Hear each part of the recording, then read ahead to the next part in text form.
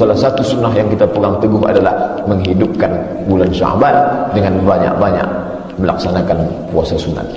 Bapak dan Ibu hadirin yang dimuliakan Allah Subhanahu wa taala. Akan tetapi kebaikan ini taklah kita batasi hanya pada puasa saja. Banyak perbuatan lain. Oleh sebab itu bagi bapak dan ibu yang musafir, keluar kota atau pekerjaan berat, tak dibatasi pada puasa saja. Amal ini secara keseluruhan terbagi kepada dua. Satu amal badani, amal badan. Satu amal mali, amal harta. Kedua kelompok amal ini kita perbanyak. Amal badan, memperbanyak solat-solat sunat yang wajib. Itu memang sudah kewajiban kita. Kita perbanyak solat-solat sunat. Kemudian amal badan memperbanyak membaca Al-Quran. Amal badan yang lain kita laksanakan berzikir, memperbanyak zikir kepada Allah Subhanahu wa taala. Kemudian amal badan menolong orang, membantu orang yang bersifat tenaga dan lain sebagainya. Adapun amal harta dalam bentuk wakaf, infak, sedekah, santunan kepada anak yatim, membantu orang-orang susah, melarat dan lain sebagainya. Kedua amal ini kita perbanyak pada bulan Sya'ban dalam rangka sarana mendekatkan diri kepada Allah, menghidupkan sunnah Nabi Muhammad SAW dan menjadi bekal melaksanakan amal yang baik di bulan yang baik. Bapak dan Ibu yang dimuliakan Allah Subhanahu wa taala. Ini 30 hari, 29 atau 30 hari bulan Sya'ban. Tapi di antara yang 30 hari ini ada malam-malam khusus yang dikhususkan oleh Allah Subhanahu wa taala. Malam khusus itu adalah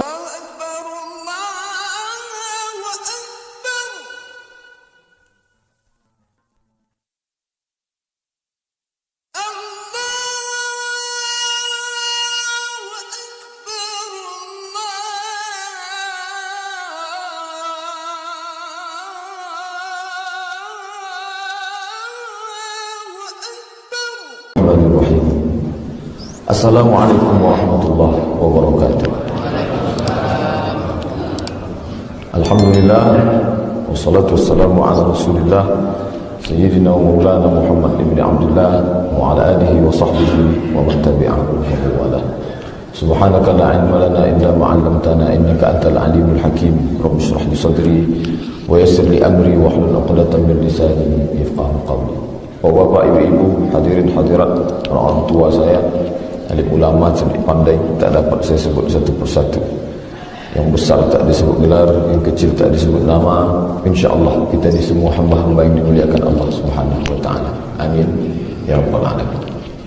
Bapak, ibu-ibu yang dimuliakan Allah, bersyukur kita kepada Allah. Subuh hari ini kita masih diberikan Allah Subhanahu wa ta'ala kehidupan, diberinya kesehatan, dan yang paling besar daripada itu adalah diberinya nikmat istiqamah iman dan Islam.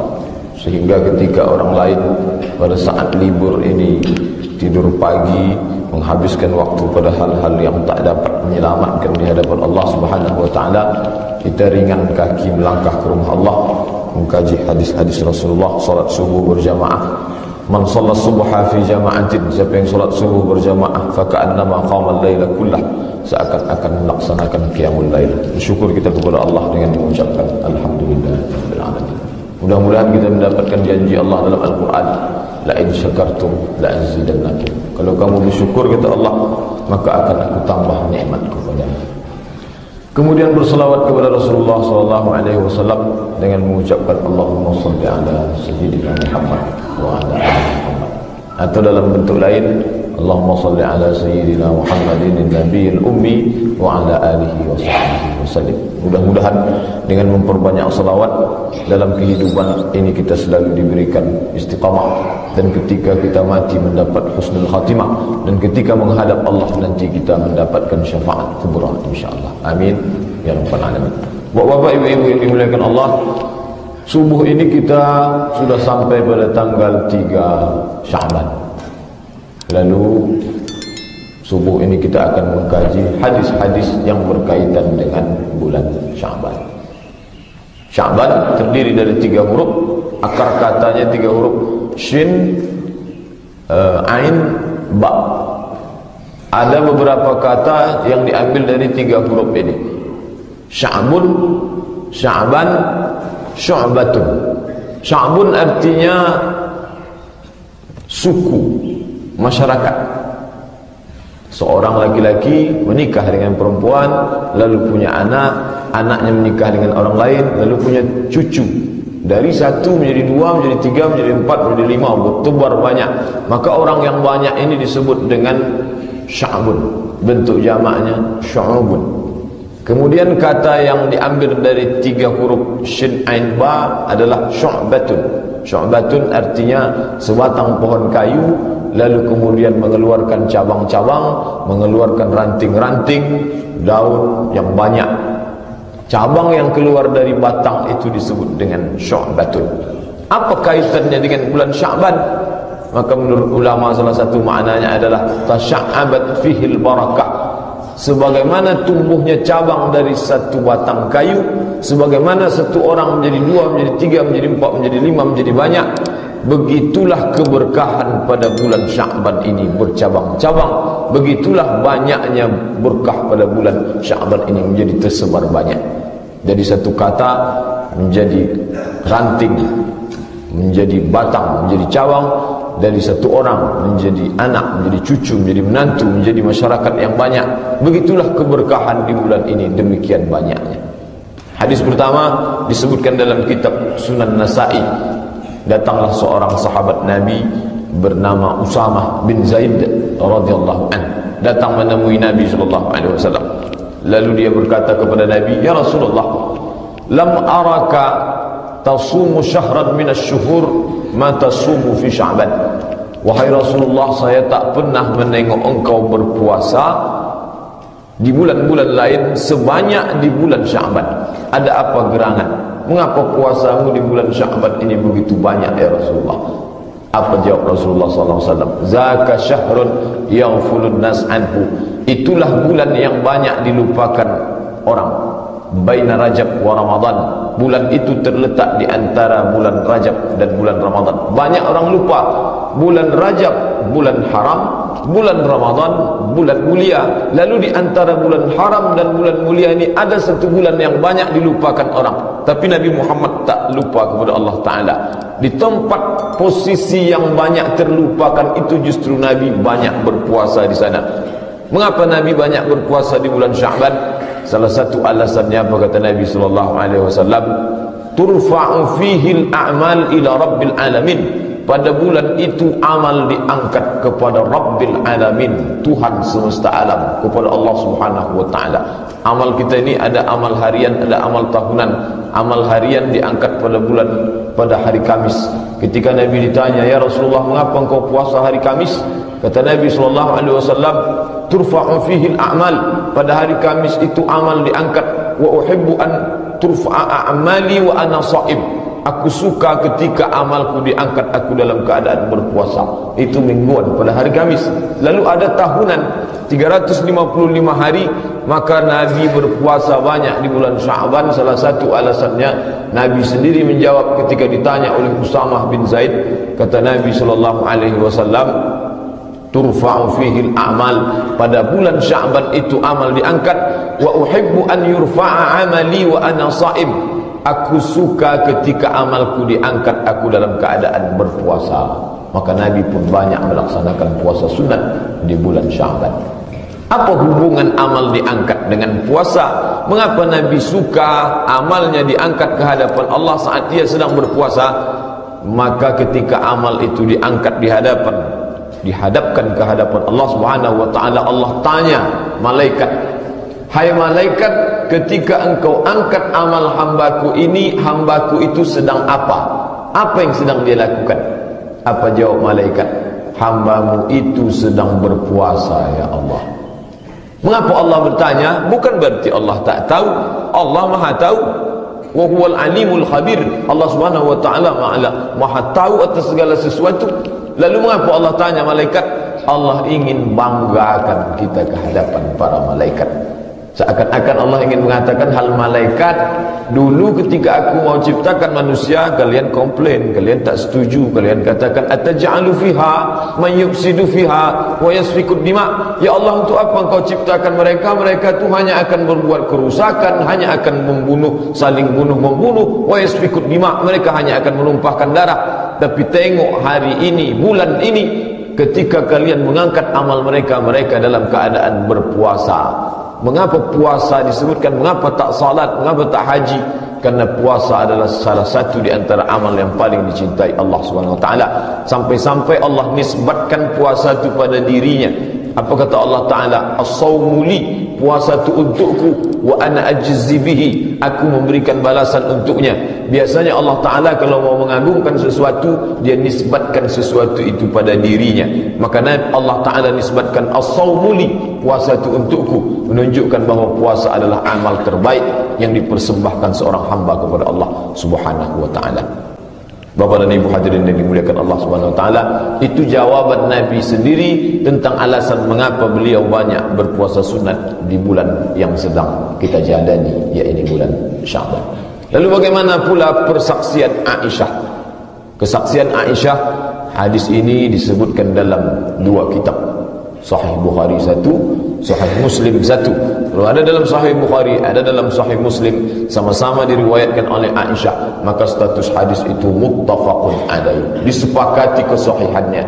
Tak lagi ada ikhtilaf di antara ulama. Bahkan di antara derajat hadis yang paling tinggi menurut Ahlus Sunnah wal Jamaah adalah hadis muttafaqun alaih. Apa kata Aisyah mengaku? Kana Rasulullah sallallahu alaihi wasallam yasumu, melaksanakan puasa, hatta naqula la yuftir, sampai kami sangka, kami katakan Rasul ni tak akan makan. Wa yuftir hatta naqula la yasum, dan beliau tak puasa sampai kami sangka beliau tidak akan puasa. Apa maknanya? Begitulah seringnya Nabi berpuasa di bulan Sya'ban, sampai-sampai disangka puasa ternyata tak puasa, disangka tak puasa ternyata dia akan puasa. Menunjukkan Aisyah istri Nabi yang serumah dengan Nabi, yang hidup dengan Nabi, sampai-sampai beliau tak dapat membedakan antara puasa dan tak puasa, saking seringnya Nabi melaksanakan puasa di bulan ini. Lalu Aisyah melanjutkan kesaksiannya terhadap diri Nabi sallallahu alaihi wasallam. Apa kata Aisyah? Fama ra'aitu, saya tak pernah melihat Rasulullah sallallahu alaihi wasallam istakmala siyama syahrin, saya tak pernah menengok Nabi menyempurnakan puasa dalam satu bulan illa Ramadan, kecuali di bulan Ramadan. Jadi Nabi yang menyempurnakan dari awal sampai akhir, dari tanggal 1 sampai tanggal 29 atau 30, itu hanya di Ramadan saja. Lalu kaitannya dengan Syawal, dengan bulan Sya'ban, wa ma ra'aitu, saya tak pernah melihat aktsara siyamin, tak pernah saya melihat Nabi SAW lebih banyak puasanya minhu artinya dibandingkan dengan bulan Ramadan. Jadi kalau di antara 12 bulan yang Nabi laksanakan full satu bulan itu Ramadan, tapi yang lebih banyak aktsara minhu, digunakan kata aktsara, lebih banyak puasanya dibandingkan dengan Ramadan adalah Sya'ban. Oleh sebab itu kalau dibuat urutannya, yang paling banyak Nabi puasa itu pada bulan Ramadan, lalu yang terbanyak nomor 2 adalah di bulan Sya'ban, berdasarkan hadis ini. Bahkan dalam riwayat lain, dalam riwayat Aisyah juga yang meriwayatkan, tapi dalam kitab Muslim saja, tak ada dalam Bukhari. Kata Aisyah, kana Rasulullah sallallahu alaihi wasallam yasumu Sya'ban kullahu illa qalilan, Nabi melaksanakan puasa bulan Sya'ban itu kullahu, semuanya, illa qalilan, kecuali sebagiannya. Makna kullahu di sini bukan berarti Nabi puasa dari awal sampai akhir. Para ulama ahli hadis memaknai makna kullahu di sini sebagian besar bulan Sya'ban, karena sebagian besarnya seakan-akan keseluruhannya. Ini penggunaan kalimat kullahu. Bapak dan Ibu hadirin yang dimuliakan Allah Subhanahu wa taala, Nabi menjawab sendiri dan Nabi pula ditengok oleh Aisyah. Aisyah menceritakan tentang perbuatan Nabi. Apa maknanya? Hadis ini mengandung dua makna. Satu hadis qauli, ucapan, satu hadis fi'li, perbuatan Nabi sallallahu alaihi wasallam. Kadangkala hadis itu ada ucapan saja, Nabi berbicara. Kadangkala ada hadis itu perbuatan saja, sahabat Nabi menengok perbuatan. Tapi tentang puasa di bulan Sya'ban, dia dua-dua. Satu ucapan Nabi tentang keutamaan puasa di bulan Sya'ban yang disebut dengan hadis qauli, satu lagi perbuatan Nabi langsung yang ditengok oleh orang yang serumah dengan dia, Aisyah binti Abi Bakar radhiyallahu anhuma, maka hadis ini komplitlah kekuatannya sebagai dalil hukum. Oleh sebab itu, kita sebagai umat Nabi Muhammad SAW yang ingin mendapatkan syafaat, mengamalkan sunnah Nabi sebagaimana firman, sebagaimana sabda Nabi, alaikum bisunnati, hendaklah kamu mengikut sunnahku, wa sunnatil khulafa'ir rasyidin, dan sunnah khulafa'ir rasyidin al-mahdiyina, orang-orang yang mendapat hidayah min ba'di, setelah aku, addu 'alaiha bin nawajiz, gigitlah dengan gigi gerahammu. Apa maknanya? Kita pegang teguh. Salah satu sunnah yang kita pegang teguh adalah menghidupkan bulan Sya'ban dengan banyak-banyak melaksanakan puasa sunat.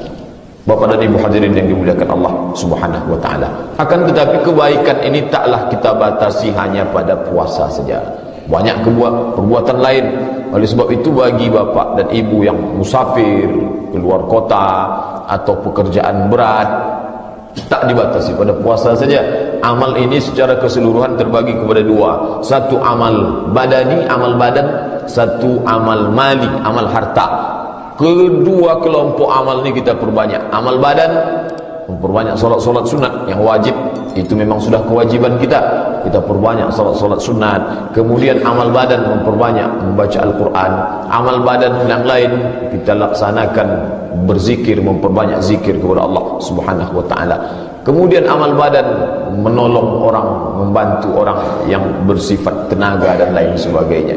Adapun amal harta dalam bentuk wakaf, infak, sedekah, santunan kepada anak yatim, membantu orang-orang susah, melarat dan lain sebagainya. Kedua amal ini kita perbanyak pada bulan Sya'ban dalam rangka sarana mendekatkan diri kepada Allah, menghidupkan sunnah Nabi Muhammad SAW, dan menjadi bekal melaksanakan amal yang baik di bulan yang baik. Bapak dan Ibu yang dimuliakan Allah Subhanahu wa taala, ini 30 hari, 29 atau 30 hari bulan Sya'ban. Tapi di antara yang 30 hari ini ada malam-malam khusus yang dikhususkan oleh Allah Subhanahu wa taala. Malam khusus itu adalah an-nisfu min Sya'ban. Nisfu artinya pertengahan. Sya'ban, pertengahan bulan Sya'ban. Jadi di tengah bulan Sya'ban itu ada kekhususan yang diberikan Allah Subhanahu wa taala. Kebanyakan hadis-hadis keutamaan malam nisfu Sya'ban itu, kalau tak hadis dhaif, hadisnya maudhu'. Maudhu' itu palsu, tak bisa dipakai sama sekali. Sebagian besarnya dhaif. Di antara hadis yang dhaif, misalnya Nabi sujud, lalu sujudnya sangat lama sekali sujudnya. Lalu Aisyah datang memegang ibu jari Nabi. Dia sangka Nabi itu sudah meninggal dunia, lalu dia gerakkan. Ternyata ketika Aisyah gerakkan, Nabi menggerakkan ibu jarinya. Oh, ternyata Nabi masih hidup. Setelah Nabi sujud, bangkit, tahiyat, lalu Nabi salam. Setelah salam, Aisyah bertanya, mengapa lama sekali sujud? Maka Nabi balik bertanya, apa kamu tidak tahu ini malam nisfu Sya'ban? Allah Ta'ala memberikan ampunan. Hadis ini hadis dhaif. Sebagian ulama tak memakainya sebagai untuk dalil untuk beramal. Tapi sebagian ulama memakai hadis dhaif untuk fadail amal. Kalau cukup 5 syarat, kalau dia tidak bercerita tentang halal dan haram, kalau dia tidak bercerita tentang akidah, kalau dhaifnya tidak terlalu dhaif, tak sampai pada derajat dhaif jiddan, atau maknanya ada satu periwayatnya yang kadzab, pendusta, kemudian dia bernaung di bawah hadis sahih. Ini hadis ini dhaif, tapi ada hadis sahih yang menaungnya di atas. Ini bisa dijadikan dalil. Kemudian pula dia dipakai hanya untuk fadail a'mal, keutamaan amal. Nah, sekarang hadis ini dhaif. Apakah bisa kita jadikan sebagai dalil untuk beramal menghidupkan malam nisfu Sya'ban? Bisa. Mengapa? Karena cukup 5 syarat. Apa syarat yang 5 tadi? Sudah saya sebutkan, cukup 5-nya. Adakah hadis sahih yang menjadi naungan untuk beramal menghidupkan malam nisfu Sya'ban? Ada. Hadisnya disebutkan oleh Imam At-Tabrani, disebutkan juga dalam Sahih Ibn Hibban, statusnya hadis hasan sahih. Qala Rasulullah SAW, diriwayatkan dari sahabat Nabi bernama Mu'adz bin Jabal radhiyallahu anhu. Qala Rasulullah SAW, Rasulullah bersabda, kata Rasulullah, yattali'u Allah ala jami'i khalqihi lailatan nisfi min Sya'ban. Pada malam nisfu Sya'ban, Allah memperhatikan semua makhluknya. Allah tengok semua makhluknya. Makna yattali'u, menengok dengan seksama, memperhatikan amat sangat detail. Lailatul nisfi min Sya'ban, pada malam nisfu Sya'ban. Fayaghfiru, setelah Allah tengok, Allah lihat, Allah perhatikan, maka Allah ampuni makhluknya itu yang pada malam itu melaksanakan tahajud, berdoa, beristighfar, mohon ampun, bertaubat nasuha. Fayaghfiru, maka Allah mengampuni jami'a khalqihi, semua makhluknya pada malam itu. Tapi ada dua yang tak diampuni. Bukan berarti semua yang bertahajud, yang qiyamul lail malam itu diampuni Allah Ta'ala. Memang betul kata Nabi SAW, fayaghfiru, Allah ampuni, illa, tapi ada pengecualian, istisna. Ada dua yang tak diampuni Allah Ta'ala pada malam nisfu Sya'ban. Yang pertama, illa li musyrik. Pertama, orang yang musyrik, mempersekutukan Allah Subhanahu Wa Ta'ala, orang yang tauhidnya rusak, nah ini tak diampuni Allah. Yang kedua, musyahid. Musyahid, orang yang bertengkar belum berdamai.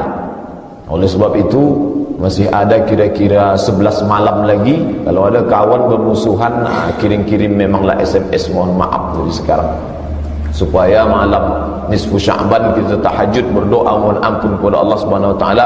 Allah ampuni dosa kita. Jangan sampai status istighfar, status permohonan maaf, status permohonan ampun kepada Allah itu dipending. Apa sebab? Karena kita belum bermaafan sesama manusia. Bapak dan Ibu hadirin yang dimuliakan Allah Subhanahu Wa Ta'ala. Adapun hadis-hadis lain yang mengatakan tentang keutamaan nisfu Sya'ban, itu sebagian besarnya adalah hadis dhaif. Misalnya Allah Ta'ala mengampuni manusia pada malam nisfu Sya'ban itu sebanyak bulu kambing di Bani Kalb. Kalau dikumpulkan semua kabilah di Arab itu, yang paling banyak kambingnya adalah Bani Kalb. Kata Nabi SAW, Allah ampuni pada malam itu orang-orang yang berdosa, yang bertaubat, mohon ampun kepada Allah sebanyak bulu kambing di Bani Kalb. Hadis ini pun hadis dhaif, tapi bisa dijadikan pedoman untuk fadail amal, menghidupkan malam nisfu Sya'ban, karena ada satu hadis sahih yang menaunginya di atas, dia bernaung di bawah hadis sahih tadi. Tapi ada pula hadis yang maudhu'. Kalau sudah maudhu', palsu, ini tak dapat diamalkan sama sekali. Contoh hadis maudhu' tentang malam nisfu Sya'ban, man ahya al-layali al-khamsa wajabat lahul jannah. Siapa yang menghidupkan 5 malam yang utama, maka dia wajib masuk surga. Yang dimaksud dengan 5 malam itu Lailatul Tarwiyah, malam Tarwiyah, malam tanggal 8 Zulhijjah.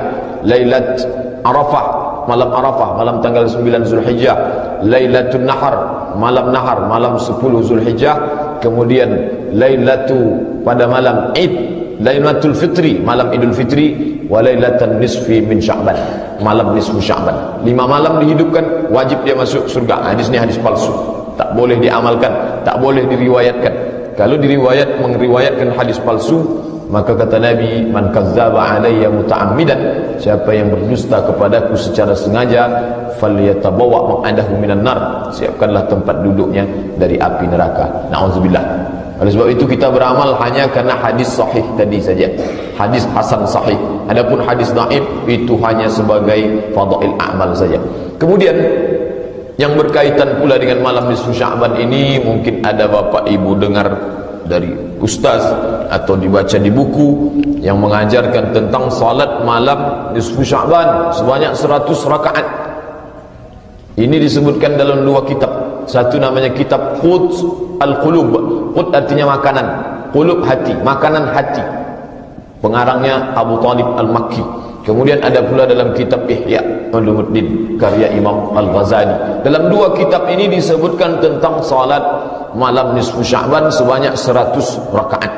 Maka menurut Imam Nawawi, imam besar dalam mazhab Syafi'i, kata Imam Nawawi, salat raghaib yang dilaksanakan di Kamis pertama malam Jumat bulan Rajab dan salat sunat 100 rakaat di malam nisfu Sya'ban, bid'atani munkaratani, ini adalah 2 bid'ah yang mungkar. Oleh sebab itu kita kalau mau tahajud, tahajud saja, tak ada salat 100 rakaat yang disebut dengan salat malam nisfu Sya'ban. Berdoa secara umum karena ingin mendapatkan ampunan, karena Allah mengampuni semua orang yang berdosa pada malam nisfu Sya'ban, kecuali 2 orang yang mempersekutukan, mensyirikkan Allah, dan orang yang belum berdamai di antara 2 yang bertikai, bertengkar sebelum dia mendamaikan dirinya dengan saudaranya. Bapak dan Ibu hadirin yang dimuliakan Allah Subhanahu wa taala. Kemudian selanjutnya kita bahas hadis tentang yang menyebutkan puasa setelah pertengahan Sya'ban. Hadis ini disebutkan dalam kitab Sunan Abi Daud. Qala Rasulullah sallallahu alaihi wasallam, Rasulullah bersabda, "Idzan tasafa Sya'ban," kalau sudah pertengahan bulan Sya'ban, fala tasumu, jangan kamu berpuasa. Kalau sudah pertengahan Sya'ban, jangan kamu berpuasa. Nampaknya hadis ini kontradiktif dengan hadis yang kita bahas pertama. Hadis pertama mengatakan Nabi berpuasa lebih banyak daripada bulan yang lain, itu pada bulan Sya'ban. Ramadan full, lalu paling banyak Sya'ban. Lalu mengapa dikatakan setelah pertengahan tak boleh? Kalau begitu sedikit sekali, hanya 15 hari, hanya 14 hari saja. Lalu bagaimana dengan setelah 15 ke belakang? Apakah itu dilarang? Menurut ulama, makna setelah pertengahan bulan Sya'ban jangan kamu berpuasa, maknanya bagi orang yang sebelumnya memang dia tak pernah berpuasa sunat. Jadi kalau dia memang tak pernah berpuasa Ayyamul Baid, lalu sampai pertengahan, maka dia tak boleh puasa. Dia memang tak pernah puasa Senin Kamis, lalu setelah pertengahan bulan Sya'ban, maka dia jangan berpuasa. Tapi kalau dia sudah biasa puasa Senin Kamis, maka dia lanjutkan saja, walaupun larangan Nabi kalau sampai sudah pertengahan bulan Sya'ban jangan kamu berpuasa. Larangan itu maknanya memulai puasa. Adapun melanjutkan tradisi puasa yang pernah dilanjutkan sebelumnya dia memang sudah pernah Senin Kamis minggu pertama, Senin Kamis minggu kedua, maka pada minggu ketiga dan keempat dia lanjutkan saja karena dia pernah memulai sebelumnya. Atau dia mulai puasa Nabi Daud, ahabbus shaum ila Allah shaumi Daud, puasa yang paling dicintai Allah adalah puasa Nabi Daud. Tanggal 1 dia puasa, 2 tidak, 3 puasa, 4 tidak, 5 puasa, 6 tidak, sampai pertengahan. Jangan dia berhenti, dia lanjutkan saja. Mengapa begitu? Karena yang dilarang itu adalah memulai puasa setelah pertengahan bulan Sya'ban. Bapak dan Ibu hadirin yang dimuliakan Allah Subhanahu wa taala. Masalah memeriahkan nisfu Sya'ban, apakah hanya sekedar ibadah di rumah saja atau dimeriahkan di masjid beramai-ramai? Kalau ada orang membuat ramai di masjid, itu dari mana dalilnya? Apakah ada Nabi SAW menyuruh nanti pada malam nisfu Sya'ban ramaikanlah masjid-masjid? Maka kalau kita tengok dalam hadis Nabi, Nabi tak pernah menyuruh. Kemudian sahabat Nabi pun tak pernah membuat. Yang melakukan ini adalah generasi ketiga Nabi, sahabat, tabi'in. Generasi tabi'in yang melakukan itu. Tabi'in ini tersebar. Ada tabi'in di Mesir, ada tabi'in di Hijaz, ada tabi'in di negeri Syam. Yang melaksanakan, meramaikan masjid di malam nisfu Sya'ban itu tabi'in yang berada di negeri Syam. Negeri Syam itu sekarang 4 negara: Suriah, Lebanon, Palestina, Yordania. Adalah negeri Syam. Jadi ada di antara kalangan tabi'in, di antara tabi'in tersebut namanya Khalid bin Ma'dan, Luqman bin Amir, kemudian para tabi'in yang lain, termasuk juga di antaranya ahli hadis menyetujui itu bernama Ishaq bin Rahawai rahimahullah. Mereka melaksanakan. Bagaimana cara mereka meramaikan malam nisfu Sya'ban? Disebutkan yalbisuna ahsana thiyabin, mereka memakai pakaian yang terbaik, pakaian yang paling hebat, jubah kesayangan paling bagus, itu dipakai pada malam nisfu Sya'ban. Wa yatabakharun, tabakhar diambil dari kata bukhur. Bukhur itu asap. Biasanya mereka pakai parfum itu dibakar gaharu, dibakar wangi lalu dipakaikan, diasapi badan. Kalau bapak ibu pergi haji atau umrah, nampak mereka asapi itu toko pakaian segala macam, dijual bersama menyan untuk mengharum ruangan. Itu mereka pakai bukhur untuk memeriahkan malam nisfu Sya'ban. Kemudian wayaqtahilun, takhilun maknanya memakai celak, pakai baju bagus, pakai wewangian, pakai celak, ramai-ramai di masjid. Tapi perbuatan ini tak sepakat antara tabi'in. hanya dilakukan tabi'in di negeri Syam. Adapun tabi'in di negeri Hijaz tak melakukan itu. Oleh sebab itu kalau nanti ada di antara kaum muslimin yang tak setuju, tak usah ramai-ramai malam nisfu Sya'ban di masjid, itu tak ada dalilnya, maka mereka berarti ikut kelompok tabi'in yang di Hijaz. Adapun yang membuat, maka mereka ikut tabi'in yang ada di negeri Syam. Lalu bagaimana? Apakah ini boleh diikut salah satu? Maka menurut Syekh Atiyah Saqar, mantan mufti Lajnah Fatwa Al-Azhar, kata beliau, selama masalah itu khilafiyah, maka kita amalkan sesuai yang dengan kita yakini. Kalau ada orang melakukan tak sama dengan kita, tapi ada dua di antara dua dia lakukan yang ini, maka jangan kita mengejek, menjatuhkan, mengucilkan dan lain sebagainya. Dia amalkan, maka dalil adalah memohon ampunan kepada Allah pada malam nisfu Sya'ban. Bapak dan Ibu hadirin yang dimuliakan Allah Subhanahu wa taala, amal-amal ini kita penuhi pada bulan yang mulia ini, tak lain tak bukan tujuan kita hanya satu saja, mengisi usia yang baik, disampaikan Allah di bulan yang baik dengan amal yang terbaik, supaya ketika kita menghadap Allah, ditempatkan Allah bersama orang-orang yang baik. Tak lebih daripada itu. Kemudian mungkin, tak mungkin, tapi memang amat sangat mungkin, kita ni manusia yang penuh dengan kesalahan, penuh dengan kekhilafan, salah dan dosa. Sampai-sampai kata Nabi SAW, kullu bani Adam khata'un, semua anak cucu Adam manusia ni salah. Wa khairul khata'ina tawwabun, sebaik-baik orang yang bersalah adalah orang yang bertaubat. Orang yang baik bukan orang tak pernah bersalah. Orang yang baik adalah orang yang pernah khilaf, pernah salah, tapi kemudian dia memperbaiki kesalahannya dengan bertaubat, taubat nasuha. Tak berarti kita tunggu malam nisfu Sya'ban. Kalau Allah sampaikan, alhamdulillah. Tapi kita berniat dari awal bulan ini, tiap malam kita melaksanakan qiyamul lail, bertahajud, mendekatkan diri kepada Allah. Sampai pada saat itu, maka kita berdoa memohon kepada Allah mendapatkan ampunan yang dijanjikan Nabi, yattali'ullaha ala jami'i khalqihi. Allah memperhatikan semua makhluknya lailatan nisfi min Sya'ban, pada malam nisfu Sya'ban, fayaghfiru jami'a khalqihi, Allah ampuni semua, illa kecuali li musyrik, orang yang mempersekutukan Allah, wa musyahid, orang yang belum berdamai di antara saudaranya yang bertikai ataupun yang bertengkar. Bapak dan Ibu hadirin yang dimuliakan Allah Subhanahu wa taala, ketika bulan yang bercabang-cabang keberkahan, bercabang kebaikan sudah datang kepada kita, lalu ibadah kita masih tetap ibadah yang sama, tak bercabang seperti banyaknya cabang bulan tersebut, maka tak sesuai antara orang yang masuk ke bulan itu dan bulan yang menyambutnya. Tak sesuai antara keberkahan yang diberikan Allah dengan orang yang memasuki bulan tersebut, maka tak mendapatkan. Betapa banyak orang yang melewatkan kesempatan bulan yang mulia, tapi tak sempat untuk beramal yang mulia.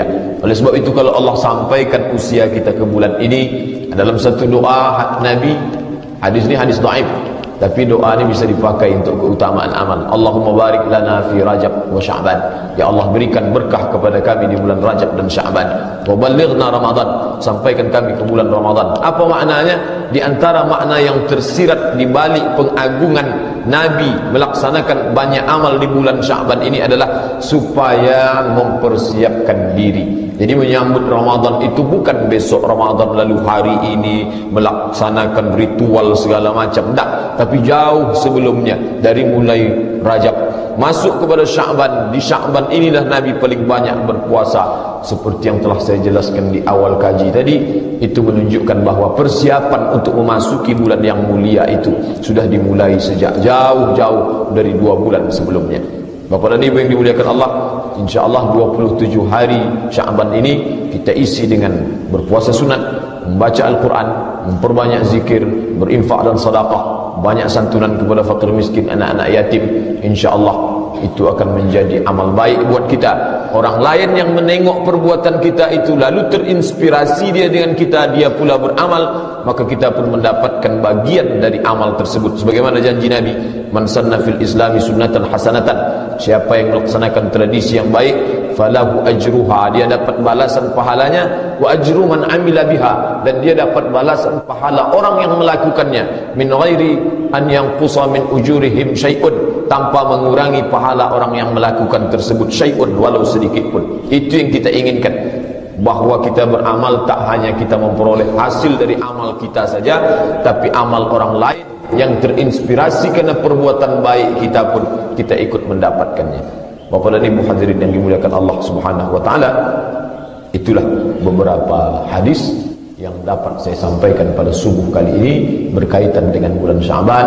Mudah-mudahan dapat kita jadikan bekal untuk beramal, karena amal itu kalau tak ada tuntunannya, kata Nabi, man ahdatsa fi amrina hadza, riwayat Aisyah, man ahdatsa fi amrina hadza, siapa yang membuat-buat amal ma laisa alaihi amruna, yang tak diajarkan oleh Nabi, fahuwa raddun, bagi yang ingin beramal lalu muncul ada keraguan, maka subuh ini kita kaji hadis ini untuk semakin menguatkan hati kita, menguatkan iman kita, sehingga kita beramal itu tak ada keraguan. Dalam hadis diajarkan Nabi, da'ma yuribuka ila ma la yuribuk, buanglah sesuatu yang meragukanmu pada sesuatu yang tak meragukanmu, maka semakin memperkuat niat untuk melaksanakan puasa dan amal lainnya. Adapun amal-amal lain yang tampaknya baik tapi ternyata tak ada dalilnya, dibid'ahkan oleh Imam Nawawi rahimahullah dan para ulama lain, maka kita menjauhinya, kita beramal sesuai dengan tuntunan hadis Nabi sallallahu alaihi wasallam. Salah satu sunnah yang kita pegang teguh adalah menghidupkan bulan Syaban dengan banyak-banyak melaksanakan puasa sunat. Bapak dan Ibu hadirin yang dimuliakan Allah Subhanahu wa taala, akan tetapi kebaikan ini taklah kita batasi hanya pada puasa saja. Banyak perbuatan lain.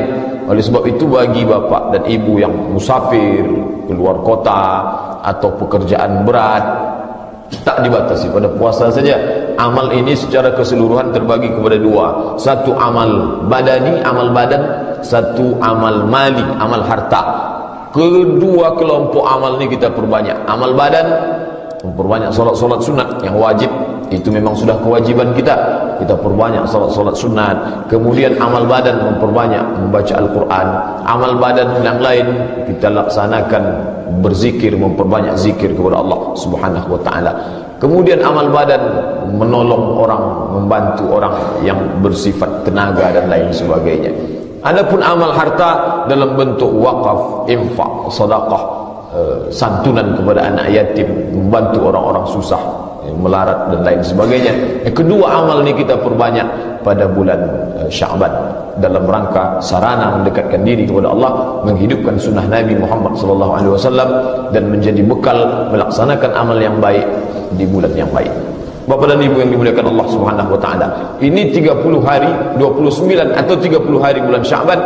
Tapi di antara yang 30 hari ini ada malam-malam khusus yang dikhususkan oleh Allah Subhanahu wa taala. Malam khusus itu adalah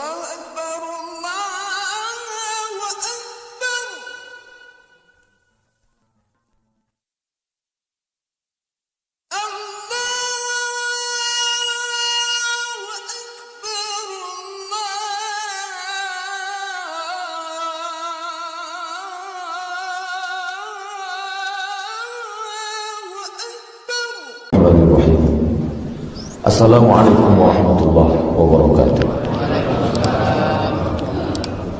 Alhamdulillah, wassalatu wassalamu ala rasulillah Sayyidina wa maulana Muhammad ibn Abdullah wa ala alihi wa sahbihi wa man tabi'ahu wa wala.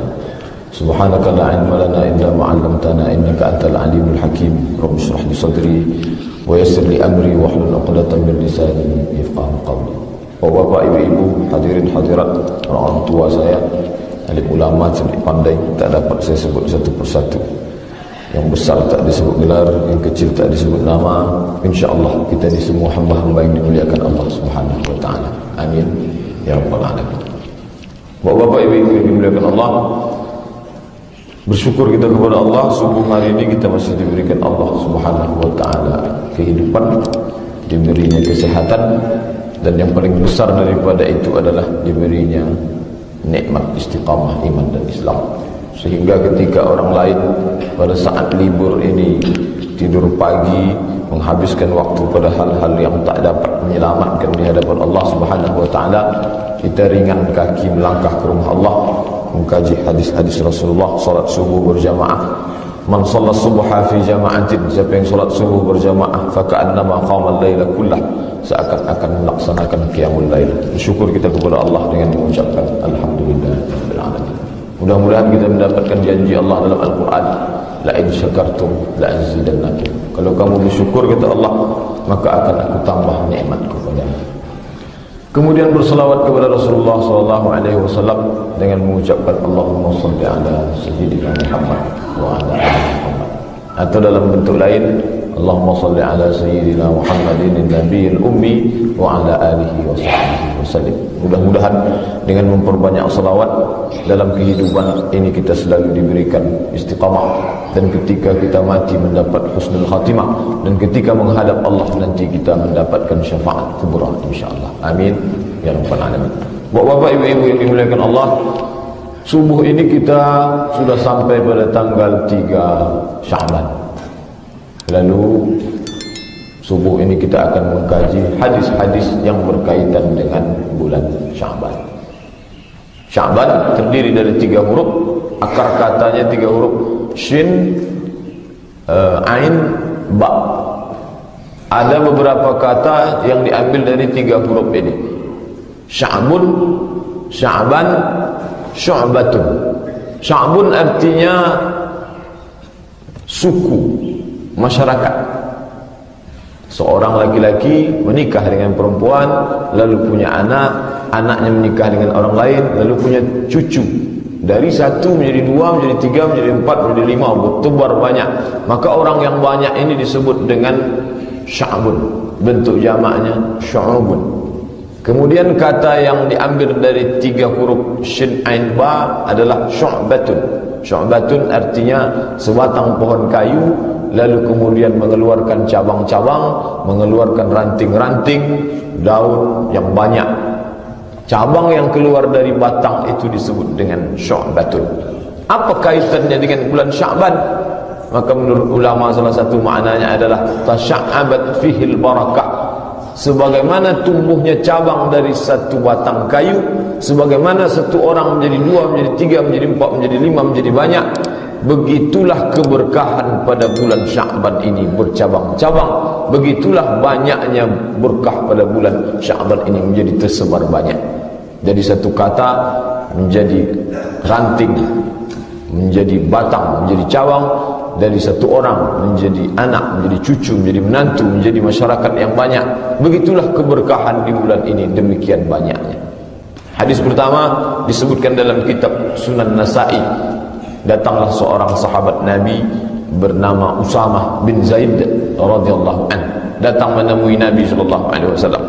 Lalu dia berkata kepada Nabi, "Ya Rasulullah, lam araka tasumu syahran minasy-syuhur ma tasumu fi Sya'ban."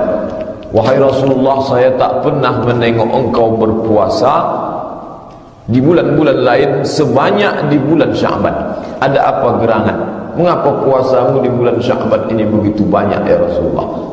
Apa jawab Rasulullah SAW? Zaka syahrun yaghfulun nas anhu. Itulah bulan yang banyak dilupakan orang. Baina Rajab wa Ramadan. Bulan itu terletak di antara bulan Rajab dan bulan Ramadan. Banyak orang lupa bulan Rajab, bulan haram, bulan Ramadan, bulan mulia. Lalu di antara bulan haram dan bulan mulia ini ada satu bulan yang banyak dilupakan orang. Tapi Nabi Muhammad tak lupa kepada Allah Ta'ala. Di tempat posisi yang banyak terlupakan itu justru Nabi banyak berpuasa di sana. Mengapa Nabi banyak berpuasa di bulan Sya'ban? Salah satu alasannya apa kata Nabi sallallahu alaihi wasallam? Turfa'u fihi al-a'mal ila rabbil alamin. Pada bulan itu amal diangkat kepada Rabbil Alamin, Tuhan semesta alam, kepada Allah Subhanahu wa taala. Amal kita ini ada amal harian, ada amal tahunan. Amal harian diangkat pada hari Kamis. Ketika Nabi ditanya, "Ya Rasulullah, mengapa engkau puasa hari Kamis?" Kata Nabi sallallahu alaihi wasallam, "Turfa'u fihi al-a'mal." Pada hari Kamis itu amal diangkat. Wa uhibbu an turfa'a a'mali wa ana sha'im. Aku suka ketika amalku diangkat aku dalam keadaan berpuasa. Itu mingguan pada hari Kamis. Lalu ada tahunan 355 hari, maka Nabi berpuasa banyak di bulan Sya'ban. Salah satu alasannya Nabi sendiri menjawab ketika ditanya oleh Usamah bin Zaid. Kata Nabi sallallahu alaihi wasallam, turfa'u fihi al-a'mal. Pada bulan Sya'ban itu amal diangkat. Wa uhibbu an yurfa'a amali wa ana sha'im. aku suka ketika amalku diangkat aku dalam keadaan berpuasa. Maka Nabi pun banyak melaksanakan puasa sunat di bulan Sya'ban. Apa hubungan amal diangkat dengan puasa? Mengapa Nabi suka amalnya diangkat ke hadapan Allah saat dia sedang berpuasa? Maka ketika amal itu diangkat dihadapkan ke hadapan Allah Subhanahu wa taala, Allah tanya malaikat, "Hai malaikat, ketika engkau angkat amal hambaku ini, hambaku itu sedang apa? Apa yang sedang dia lakukan?" Apa jawab malaikat? "Hambamu itu sedang berpuasa ya Allah." Mengapa Allah bertanya? Bukan berarti Allah tak tahu. Allah Maha tahu. Wa huwal alimul khabir. Allah Subhanahu wa taala Maha tahu atas segala sesuatu. Lalu mengapa Allah tanya malaikat? Allah ingin banggakan kita ke hadapan para malaikat. Seakan-akan Allah ingin mengatakan, hal malaikat, dulu ketika aku mau ciptakan manusia, kalian komplain, kalian tak setuju, kalian katakan, ataj'alu fiha man yufsidu fiha wa yasfiku dima. Ya Allah, untuk apa engkau ciptakan mereka? Mereka itu hanya akan berbuat kerusakan, hanya akan membunuh, saling bunuh-membunuh, wa yasfiku dima. Mereka hanya akan menumpahkan darah. Tapi tengok hari ini, bulan ini, ketika kalian mengangkat amal mereka, mereka dalam keadaan berpuasa. Mengapa puasa disebutkan? Mengapa tak salat? Mengapa tak haji? Karena puasa adalah salah satu di antara amal yang paling dicintai Allah Subhanahu wa taala. Sampai-sampai Allah nisbatkan puasa itu pada dirinya. Apa kata Allah Taala? As-sawmu li, puasa itu untukku, wa ana ajzi bihi, aku memberikan balasan untuknya. Biasanya Allah Taala kalau mau mengagungkan sesuatu, dia nisbatkan sesuatu itu pada dirinya. Maka Allah Taala nisbatkan as-sawmu li, puasa itu untukku, menunjukkan bahawa puasa adalah amal terbaik yang dipersembahkan seorang hamba kepada Allah Subhanahu wa taala. Bapak dan Ibu hadirin yang dimuliakan Allah Subhanahu wa taala, itu jawaban Nabi sendiri tentang alasan mengapa beliau banyak berpuasa sunat di bulan yang sedang kita jalani, yaitu bulan Sya'ban. Lalu bagaimana pula persaksian Aisyah? Kesaksian Aisyah, hadis ini disebutkan dalam dua kitab, Sahih Bukhari satu, Sahih Muslim satu. Kalau ada dalam Sahih Bukhari, ada dalam Sahih Muslim, sama-sama diriwayatkan oleh Aisyah, maka status hadis itu muttafaqun alaih, disepakati kesahihannya. Tak lagi ada ikhtilaf di antara ulama. Bahkan di antara derajat hadis yang paling tinggi menurut Ahlus Sunnah wal Jamaah adalah hadis muttafaqun alaih. Apa kata Aisyah mengaku? Kana Rasulullah sallallahu alaihi wasallam yasumu, melaksanakan puasa, hatta naqula la yuftir, sampai kami sangka, kami katakan Rasul ni tak akan makan. Wa yuftir hatta naqula la yasum, dan beliau tak puasa sampai kami sangka beliau tidak akan puasa. Apa maknanya? Begitulah seringnya Nabi berpuasa di bulan Sya'ban, sampai-sampai disangka puasa ternyata tak puasa, disangka tak puasa ternyata dia akan puasa. Menunjukkan Aisyah istri Nabi yang serumah dengan Nabi, yang hidup dengan Nabi, sampai-sampai beliau tak dapat membedakan antara puasa dan tak puasa, saking seringnya Nabi melaksanakan puasa di bulan ini. Lalu Aisyah melanjutkan kesaksiannya terhadap diri Nabi sallallahu alaihi wasallam. Apa kata Aisyah? Fama ra'aitu, saya tak pernah melihat Rasulullah sallallahu alaihi wasallam istakmala siyama syahrin, saya tak pernah menengok Nabi menyempurnakan puasa dalam satu bulan illa Ramadan, kecuali di bulan Ramadan. Jadi Nabi yang menyempurnakan dari awal sampai akhir, dari tanggal 1 sampai tanggal 29 atau 30, itu hanya di Ramadan saja. Lalu kaitannya dengan Syawal, dengan bulan Sya'ban, wa ma ra'aitu, saya tak pernah melihat aktsara siyamin, tak pernah saya melihat Nabi SAW lebih banyak puasanya minhu artinya dibandingkan dengan bulan Ramadan. Jadi kalau di antara 12 bulan yang Nabi laksanakan full satu bulan itu Ramadan, tapi yang lebih banyak aktsara minhu, digunakan kata aktsara, lebih banyak puasanya dibandingkan dengan Ramadan adalah Sya'ban. Oleh sebab itu kalau dibuat urutannya, yang paling banyak Nabi puasa itu pada bulan Ramadan, lalu yang terbanyak nomor 2 adalah di bulan Sya'ban, berdasarkan hadis ini. Bahkan dalam riwayat lain, dalam riwayat Aisyah juga yang meriwayatkan, tapi dalam kitab Muslim saja, tak ada dalam Bukhari. Kata Aisyah, kana Rasulullah sallallahu alaihi wasallam yasumu Sya'ban kullahu illa qalilan. Nabi melaksanakan puasa bulan Sya'ban itu kullahu, semuanya, illa qalilan, kecuali sebagiannya. Makna kullahu di sini bukan berarti Nabi puasa dari awal sampai akhir.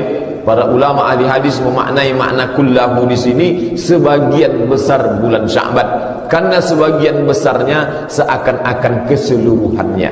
Ini penggunaan kalimat kullahu.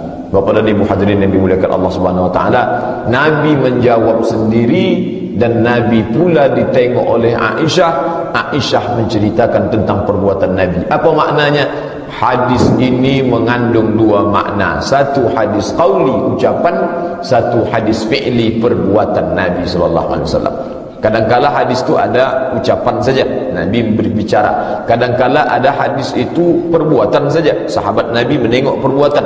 Tapi tentang puasa di bulan Sya'ban, dia dua-dua. Satu ucapan Nabi tentang keutamaan puasa di bulan Sya'ban yang disebut dengan hadis qauli, satu lagi perbuatan Nabi langsung yang ditengok oleh orang yang serumah dengan dia, Aisyah binti Abi Bakar radhiyallahu anhuma. Maka hadis ini komplitlah kekuatannya sebagai dalil hukum. Oleh sebab itu, kita sebagai umat Nabi Muhammad SAW yang ingin mendapatkan syafaat, mengamalkan sunnah Nabi sebagaimana firman, sebagaimana sabda Nabi, alaikum bisunnati, hendaklah kamu mengikut sunnahku, wa sunnatil khulafa'ir rasyidin, dan sunnah khulafa'ir rasyidin al-mahdiyina, orang-orang yang mendapat hidayah min ba'di, setelah aku, addu 'alaiha bin nawajiz, gigitlah dengan gigi gerahammu. Apa maknanya? Kita pegang teguh. Salah satu sunnah yang kita pegang teguh adalah menghidupkan bulan Sya'ban dengan banyak-banyak melaksanakan puasa sunat. Bapak dan Ibu hadirin yang dimuliakan Allah Subhanahu wa taala. Akan tetapi kebaikan ini taklah kita batasi hanya pada puasa saja. Banyak perbuatan lain. Oleh sebab itu, bagi bapak dan ibu yang musafir, keluar kota atau pekerjaan berat, tak dibatasi pada puasa saja. Amal ini secara keseluruhan terbagi kepada dua. Satu amal badani, amal badan. Satu amal mali, amal harta. Kedua kelompok amal ini kita perbanyak. Amal badan, memperbanyak solat-solat sunat yang wajib, itu memang sudah kewajiban kita. Kita perbanyak solat-solat sunat. Kemudian amal badan, memperbanyak membaca Al-Quran. Amal badan yang lain kita laksanakan berzikir, memperbanyak zikir kepada Allah Subhanahu wa taala. Kemudian amal badan, menolong orang, membantu orang yang bersifat tenaga dan lain sebagainya. Adapun amal harta dalam bentuk wakaf, infak, sedekah, santunan kepada anak yatim, membantu orang-orang susah, melarat dan lain sebagainya. Kedua amal ini kita perbanyak pada bulan Sya'ban dalam rangka sarana mendekatkan diri kepada Allah, menghidupkan sunnah Nabi Muhammad SAW, dan menjadi bekal melaksanakan amal yang baik di bulan yang baik. Bapak dan Ibu yang dimuliakan Allah Subhanahu wa taala, ini 30 hari, 29 atau 30 hari bulan Sya'ban. Tapi di antara yang 30 hari ini ada malam-malam khusus yang dikhususkan oleh Allah Subhanahu wa taala. Malam khusus itu adalah an-nisfu min Sya'ban. Nisfu artinya pertengahan. Sya'ban, pertengahan bulan Sya'ban. Jadi di tengah bulan Sya'ban itu ada kekhususan yang diberikan Allah Subhanahu wa taala.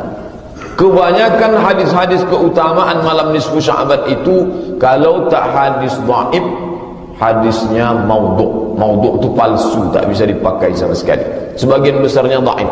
Di antara hadis yang dhaif, misalnya Nabi sujud, lalu sujudnya sangat lama sekali sujudnya. Lalu Aisyah datang memegang ibu jari Nabi.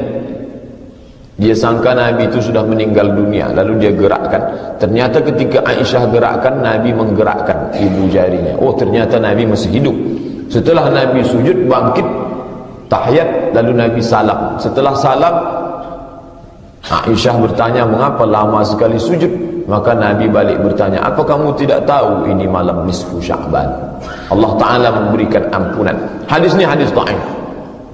Sebagian ulama tak memakainya sebagai untuk dalil untuk beramal, tapi sebagian ulama memakai hadis dhaif untuk fadail amal. Kalau cukup 5 syarat, kalau dia tidak bercerita tentang halal dan haram, kalau dia tidak bercerita tentang akidah, kalau dhaifnya tidak terlalu dhaif, tak sampai pada derajat dhaif jiddan, atau maknanya ada satu periwayatnya yang kadzab, pendusta, kemudian dia bernaung di bawah hadis sahih. Ini hadis ini dhaif, tapi ada hadis sahih yang menaunginya di atas. Ini bisa dijadikan dalil. Kemudian pula dia dipakai hanya untuk fadail a'mal, keutamaan amal. Nah, sekarang hadis ini dhaif. Apakah bisa kita jadikan sebagai dalil untuk beramal menghidupkan malam nisfu Sya'ban? Bisa. Mengapa? Karena cukup 5 syarat. Apa syarat yang 5 tadi? Sudah saya sebutkan, cukup 5-nya. Adakah hadis sahih yang menjadi naungan untuk beramal menghidupkan malam nisfu Sya'ban? Ada. Hadisnya disebutkan oleh Imam At-Tabrani, disebutkan juga dalam Sahih Ibn Hibban, statusnya hadis hasan sahih. Qala Rasulullah sallallahu alaihi wasallam, diriwayatkan dari sahabat Nabi bernama Mu'adz bin Jabal radhiyallahu anhu. Qala Rasulullah sallallahu alaihi wasallam, Rasulullah bersabda, kata Rasulullah, yattali'u Allah ala jami'i khalqihi lailatan nisfi min Sya'ban. Pada malam nisfu Sya'ban Allah memperhatikan semua makhluknya. Allah tengok semua makhluknya. Makna yattali'u, menengok dengan seksama, memperhatikan amat sangat detail. Lailatan nisfi min Sya'ban, pada malam nisfu Sya'ban. Fayaghfiru, setelah Allah tengok, Allah lihat, Allah perhatikan, maka Allah ampuni makhluknya itu yang pada malam itu melaksanakan tahajud, berdoa, beristighfar, mohon ampun, bertaubat nasuha. Fayaghfiru, maka Allah mengampuni jami'a khalqihi, semua makhluknya pada malam itu. Tapi ada 2 yang tak diampuni. Bukan berarti semua yang bertahajud, yang qiyamul lail malam itu diampuni Allah Ta'ala. Memang betul kata Nabi SAW, fayaghfiru, Allah ampuni, illa, tapi ada pengecualian, istisna. Ada 2 yang tak diampuni Allah Ta'ala pada malam nisfu Sya'ban. Yang pertama, illa li musyrik. Pertama, orang yang musyrik, mempersekutukan Allah Subhanahu Wa Ta'ala, orang yang tauhidnya rusak. Nah, ini tak diampuni Allah. Yang kedua, musyahid. Musyahid, orang yang bertengkar belum berdamai. Oleh sebab itu masih ada kira-kira 11 malam lagi. Kalau ada kawan bermusuhan, kirim-kirim memanglah SMS mohon maaf dari sekarang, supaya malam nisfu Sya'ban kita tahajud, berdoa, mohon ampun kepada Allah Subhanahu Wa Ta'ala. Allah ampuni dosa kita. Jangan sampai status istighfar, status permohonan maaf, status permohonan ampun kepada Allah itu dipending. Apa sebab? Karena kita belum bermaafan sesama manusia. Bapak dan Ibu hadirin yang dimuliakan Allah Subhanahu Wa Ta'ala. Adapun hadis-hadis lain yang mengatakan tentang keutamaan nisfu Sya'ban, itu sebagian besarnya adalah hadis dhaif. Misalnya Allah Ta'ala mengampuni manusia pada malam nisfu Sya'ban itu sebanyak bulu kambing di Bani Kalb. Kalau dikumpulkan semua kabilah di Arab itu, yang paling banyak kambingnya adalah Bani Kalb. Kata Nabi SAW, Allah ampuni pada malam itu orang-orang yang berdosa, yang bertaubat, mohon ampun kepada Allah sebanyak bulu kambing di Bani Kalb. Hadis ini pun hadis dhaif, tapi bisa dijadikan pedoman untuk fadail amal, menghidupkan malam nisfu Sya'ban, karena ada satu hadis sahih yang menaunginya di atas, dia bernaung di bawah hadis sahih tadi. Tapi ada pula hadis yang maudhu'. Kalau sudah maudhu', palsu, ini tak dapat diamalkan sama sekali. Contoh hadis maudhu' tentang malam nisfu Sya'ban, man ahya al-layali al-khamsa wajabat lahul jannah. Siapa yang menghidupkan 5 malam yang utama, maka dia wajib masuk surga. Yang dimaksud dengan 5 malam itu Lailatul Tarwiyah, malam Tarwiyah, malam tanggal 8 Zulhijjah. Lailat Arafah, malam Arafah, malam tanggal 9 Zulhijjah. Lailatul Nahar, malam Nahar, malam 10 Zulhijjah. Kemudian Lailatu, pada malam Id, Lailatul Fitri, malam Idul Fitri. Wa Lailatan Nisfi min Sya'ban, malam nisfu Sya'ban. 5 malam dihidupkan, wajib dia masuk surga. Hadis ini hadis palsu, tak boleh diamalkan, tak boleh diriwayatkan. Kalau meriwayatkan hadis palsu, maka kata Nabi, man kazzaba alayya muta'ammidan, siapa yang berdusta kepadaku secara sengaja, falyatabawa maq'adahu minan nar, siapkanlah tempat duduknya dari api neraka. Na'udzubillah. Oleh sebab itu kita beramal hanya karena hadis sahih tadi saja, hadis hasan sahih. Adapun hadis dhaif itu hanya sebagai fadail amal saja. Kemudian yang berkaitan pula dengan malam nisfu Sya'ban ini, mungkin ada bapak ibu dengar dari ustaz atau dibaca di buku yang mengajarkan tentang salat malam nisfu Sya'ban sebanyak 100 rakaat. Ini disebutkan dalam dua kitab. Satu namanya kitab Qut Al-Qulub. Qut artinya makanan, qulub hati, makanan hati. Pengarangnya Abu Talib Al-Makki. Kemudian ada pula dalam kitab Ihya Ulumuddin karya Imam Al-Ghazali. Dalam dua kitab ini disebutkan tentang salat malam nisfu Sya'ban sebanyak 100 rakaat.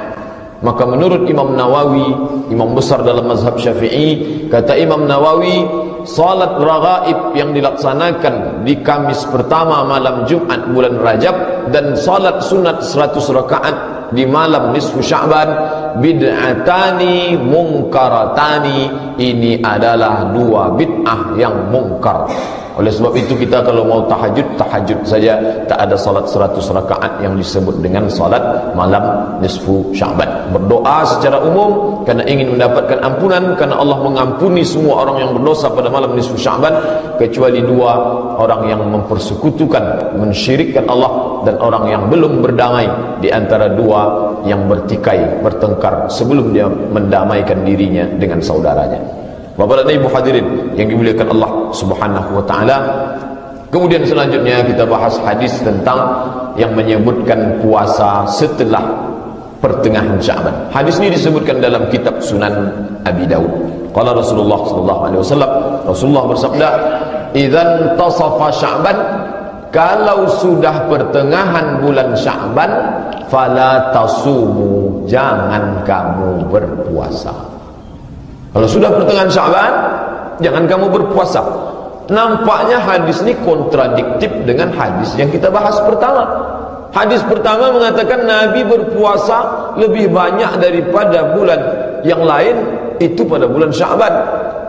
Ramadan full, lalu paling banyak Sya'ban. Lalu mengapa dikatakan setelah pertengahan tak boleh? Kalau begitu sedikit sekali, hanya 15 hari, hanya 14 hari saja. Lalu bagaimana dengan setelah 15 ke belakang? Apakah itu dilarang? Menurut ulama, makna setelah pertengahan bulan Sya'ban jangan kamu berpuasa, maknanya bagi orang yang sebelumnya memang dia tak pernah berpuasa sunat. Jadi kalau dia memang tak pernah berpuasa Ayyamul Baid, lalu sampai pertengahan, maka dia tak boleh puasa.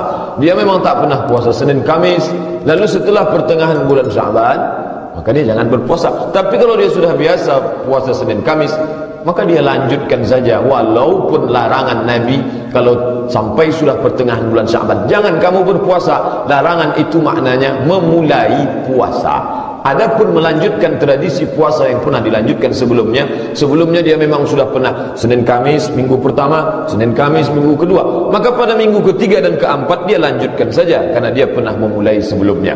Atau dia mulai puasa Nabi Daud, ahabbus shaum ilallah shaumi Daud, puasa yang paling dicintai Allah adalah puasa Nabi Daud. Tanggal 1 dia puasa, 2 tidak, 3 puasa, 4 tidak, 5 puasa, 6 tidak, sampai pertengahan. Jangan dia berhenti, dia lanjutkan saja.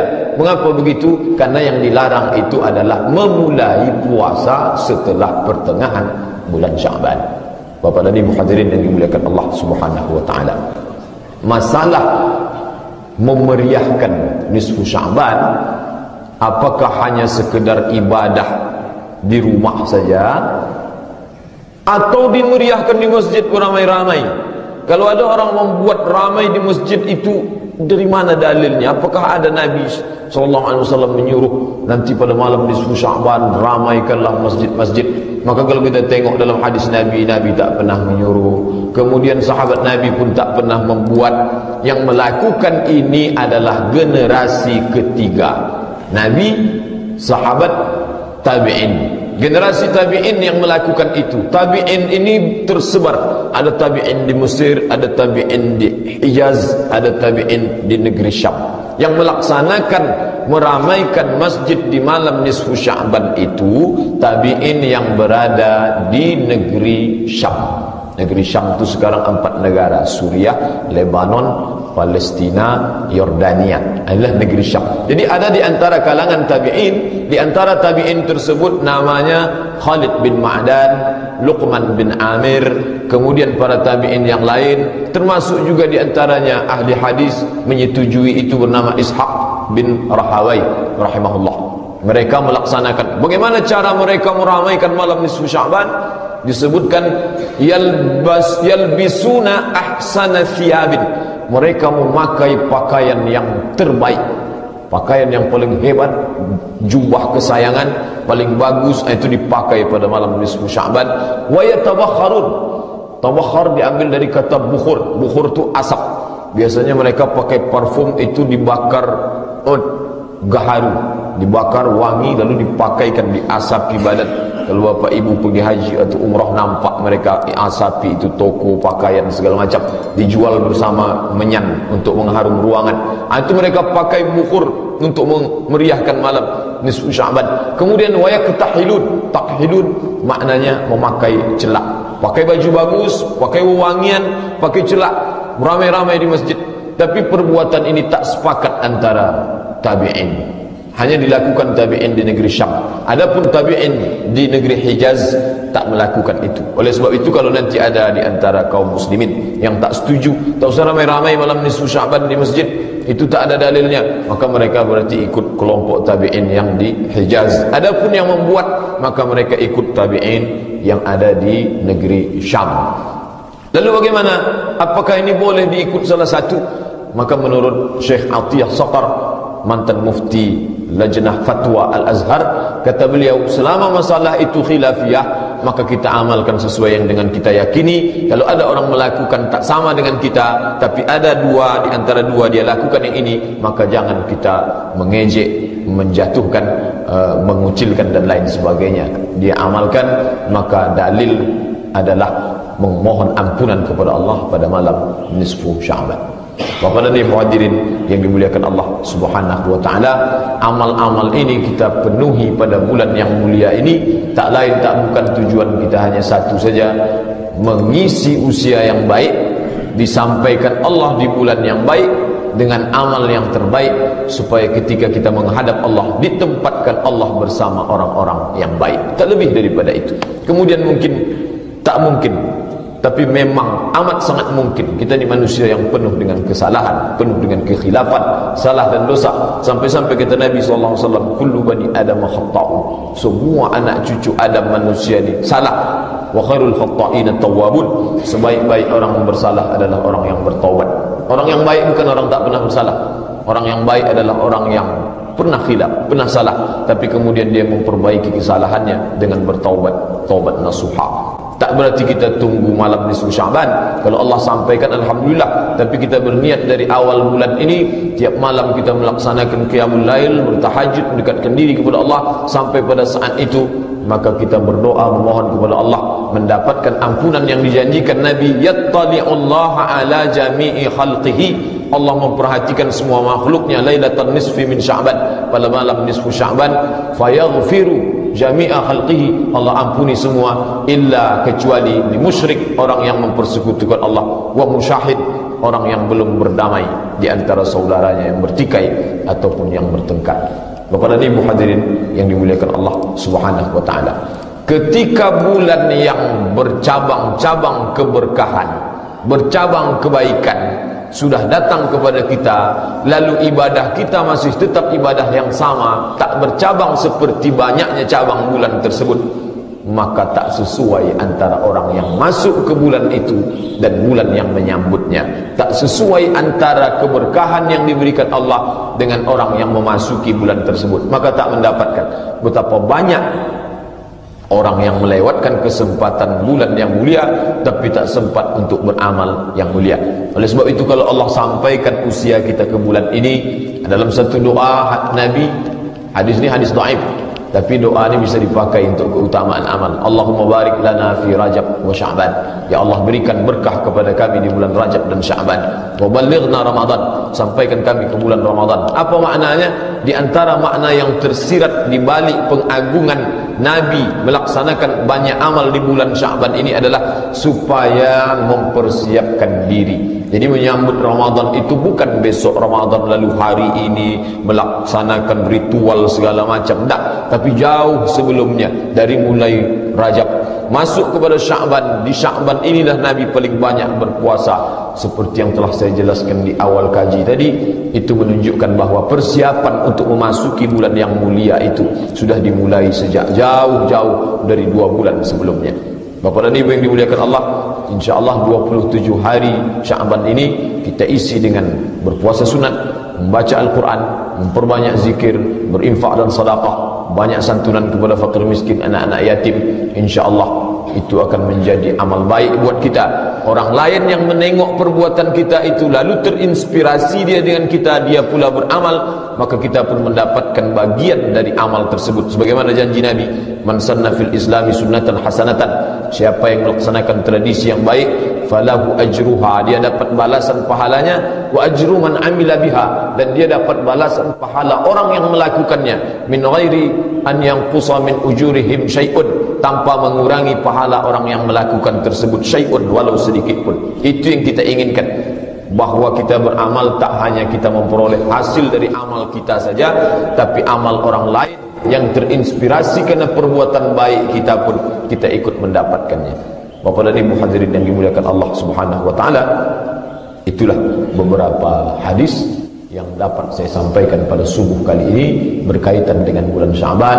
Mudah-mudahan dapat kita jadikan bekal untuk beramal, karena amal itu kalau tak ada tuntunannya, kata Nabi, man ahdatsa fi amrina hadza, riwayat Aisyah, man ahdatsa fi amrina hadza, siapa yang membuat-buat amal ma laisa alaihi amruna, yang tak diajarkan oleh Nabi, fahuwa raddun, bagi yang ingin beramal lalu muncul ada keraguan, maka subuh ini kita kaji hadis ini untuk semakin menguatkan hati kita, menguatkan iman kita, sehingga kita beramal itu tak ada keraguan.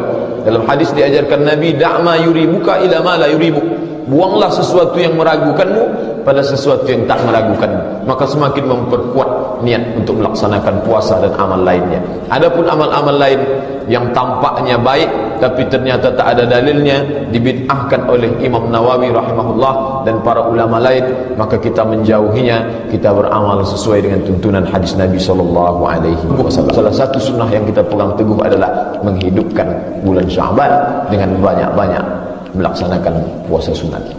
Bapak dan Ibu hadirin yang dimuliakan Allah Subhanahu wa taala, akan tetapi kebaikan ini taklah kita batasi hanya pada puasa saja. Banyak perbuatan lain. Oleh sebab itu, bagi bapak dan ibu yang musafir, keluar kota atau pekerjaan berat, tak dibatasi pada puasa saja. Amal ini secara keseluruhan terbagi kepada 2. Satu amal badani, amal badan, satu amal mali, amal harta. Kedua kelompok amal ini kita perbanyak. Amal badan, memperbanyak solat-solat sunat yang wajib, itu memang sudah kewajiban kita, kita perbanyak solat-solat sunat. Kemudian amal badan, memperbanyak membaca Al-Quran. Amal badan yang lain kita laksanakan berzikir, memperbanyak zikir kepada Allah Subhanahu wa taala. Kemudian amal badan, menolong orang, membantu orang yang bersifat tenaga dan lain sebagainya. Adapun amal harta dalam bentuk wakaf, infak, sedekah, santunan kepada anak yatim, membantu orang-orang susah, melarat dan lain sebagainya. Kedua amal ini kita perbanyak pada bulan Sya'ban dalam rangka sarana mendekatkan diri kepada Allah, menghidupkan sunnah Nabi Muhammad SAW, dan menjadi bekal melaksanakan amal yang baik di bulan yang baik. Bapak dan Ibu yang dimuliakan Allah Subhanahu wa taala, ini 30 hari, 29 atau 30 hari bulan Sya'ban. Tapi di antara yang 30 hari ini ada malam-malam khusus yang dikhususkan oleh Allah Subhanahu wa taala. Malam khusus itu adalah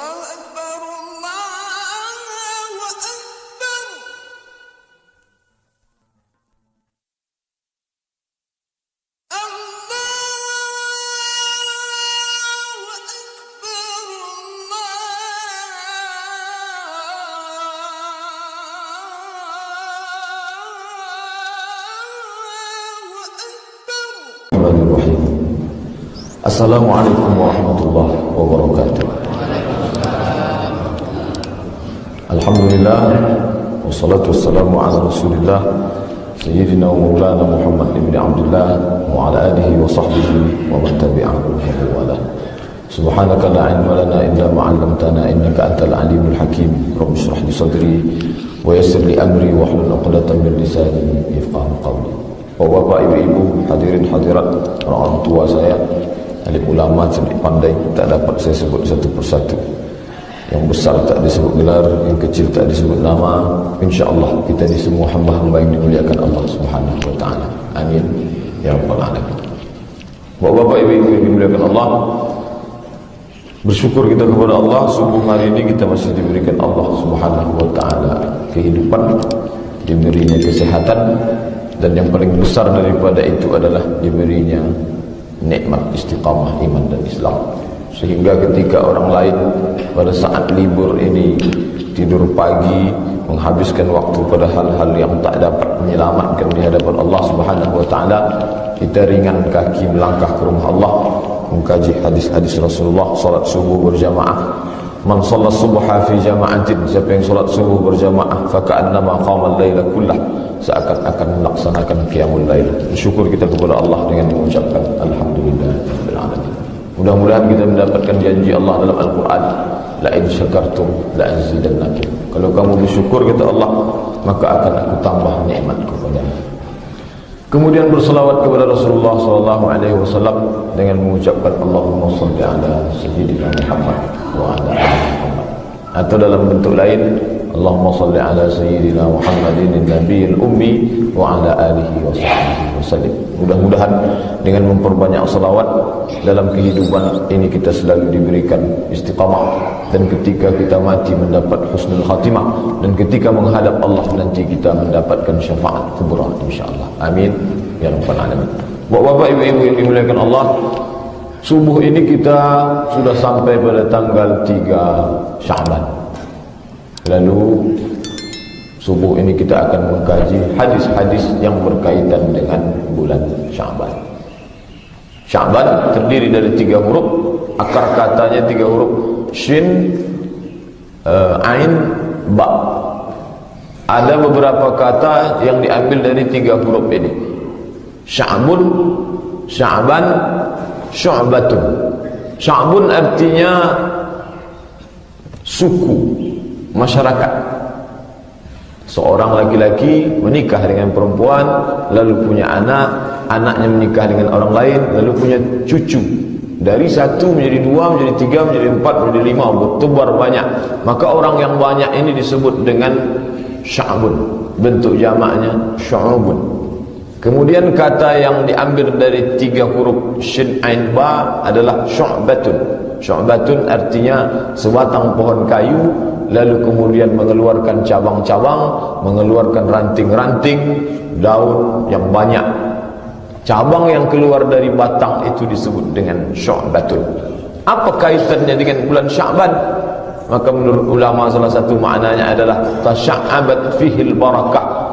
Sebagaimana tumbuhnya cabang dari satu batang kayu, sebagaimana satu orang menjadi 2, menjadi 3, menjadi 4, menjadi 5, menjadi banyak, begitulah keberkahan pada bulan Sya'ban ini bercabang-cabang.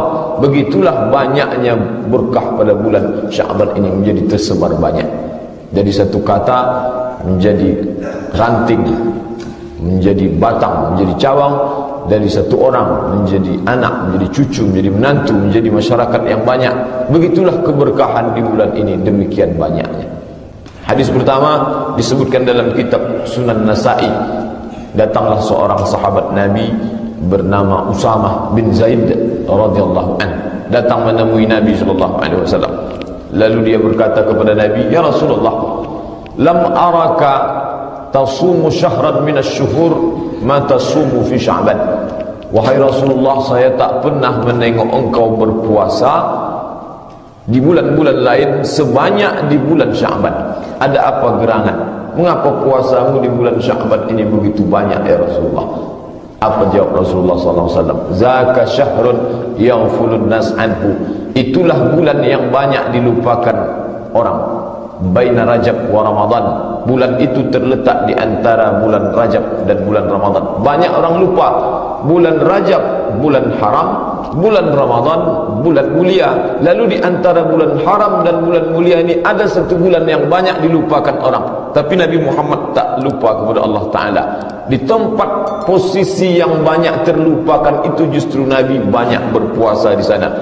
Mengapa Nabi banyak berpuasa di bulan Sya'ban? Salah satu alasannya apa kata Nabi SAW? Turfa'u fihi al-a'mal ila rabbil alamin.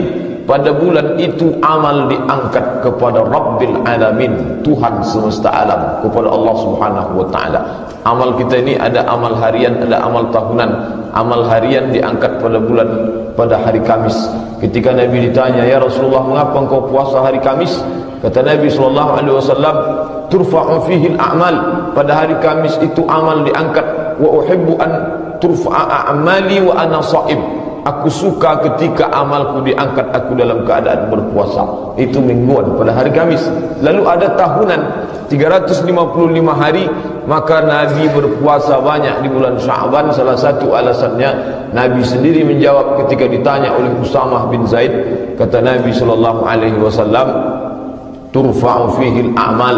Pada bulan Sya'ban itu amal diangkat. Wa uhibbu an yurfa'a amali wa ana sha'im. Aku suka ketika amalku diangkat aku dalam keadaan berpuasa. Maka Nabi pun banyak melaksanakan puasa sunat di bulan Sya'ban. Apa hubungan amal diangkat dengan puasa? Mengapa Nabi suka amalnya diangkat ke hadapan Allah saat dia sedang berpuasa? Maka ketika amal itu diangkat dihadapkan ke hadapan Allah Subhanahu wa ta'ala, Allah tanya malaikat, "Hai malaikat, ketika engkau angkat amal hambaku ini, hambaku itu sedang apa? Apa yang sedang dia lakukan?" Apa jawab malaikat? "Hambamu itu sedang berpuasa, ya Allah." Mengapa Allah bertanya? Bukan berarti Allah tak tahu. Allah Maha tahu. Wa huwal alimul khabir. Allah Subhanahu wa ta'ala Maha tahu atas segala sesuatu. Lalu mengapa Allah tanya malaikat? Allah ingin banggakan kita ke hadapan para malaikat. Seakan-akan Allah ingin mengatakan, hal malaikat, dulu ketika aku mau ciptakan manusia, kalian komplain, kalian tak setuju, kalian katakan, ataj'alu fiha man yufsidu fiha wa yasfiku dima. Ya Allah, untuk apa engkau ciptakan mereka? Mereka itu hanya akan berbuat kerusakan, hanya akan membunuh, saling bunuh-membunuh, wa yasfiku dima. Mereka hanya akan menumpahkan darah. Tapi tengok hari ini, bulan ini, ketika kalian mengangkat amal mereka, mereka dalam keadaan berpuasa. Mengapa puasa disebutkan? Mengapa tak salat? Mengapa tak haji? Karena puasa adalah salah satu di antara amal yang paling dicintai Allah Subhanahu wa ta'ala. Sampai-sampai Allah nisbatkan puasa itu pada dirinya. Apa kata Allah Ta'ala? As-sawmu li, puasa itu untukku, wa ana ajzi bihi, aku memberikan balasan untuknya. Biasanya Allah Ta'ala kalau mau mengagungkan sesuatu, dia nisbatkan sesuatu itu pada dirinya. Maka Allah Ta'ala nisbatkan as-sawmu li, puasa itu untukku, menunjukkan bahawa puasa adalah amal terbaik yang dipersembahkan seorang hamba kepada Allah Subhanahu wa ta'ala. Bapak dan Ibu hadirin yang dimuliakan Allah Subhanahu wa ta'ala, itu jawaban Nabi sendiri tentang alasan mengapa beliau banyak berpuasa sunat di bulan yang sedang kita jalani, yaitu bulan Sya'ban. Lalu bagaimana pula persaksian Aisyah? Kesaksian Aisyah, hadis ini disebutkan dalam dua kitab, Sahih Bukhari satu, Sahih Muslim satu. Kalau ada dalam Sahih Bukhari, ada dalam Sahih Muslim, sama-sama diriwayatkan oleh Aisyah, maka status hadis itu muttafaqun alaih, disepakati kesahihannya.